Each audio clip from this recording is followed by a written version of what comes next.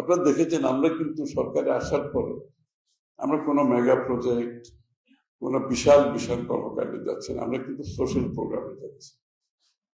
আমরা কিন্তু এই যে বিগত দিনের বিভিন্ন কি বলবো অলিগার্কিক এবং পৃষ্ঠপোষকতার অর্থনীতির কারণে সাধারণ মানুষ দেশের অর্থনীতিতে অংশগ্রহণ থেকে বাইরে থেকে গেছে এবং কিন্তু দারিদ্রতা বাড়ছে, এখনো বাড়ছে দারিদ্রতা।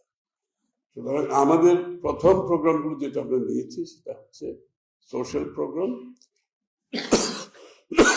সরি, এন্ড পাবলিক গুড আমাদের কনসিডারেশনের মধ্যে আছে।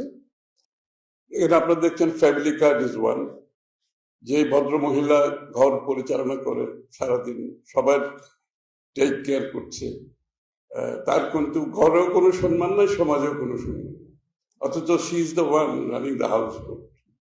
সবকিছু এই একজন ভদ্র মহিলা পুরো ঘর পরিচালনা করছে, এই বাজেটটা মেনটেন করতেছে, ফ্যামিলি বাজেট।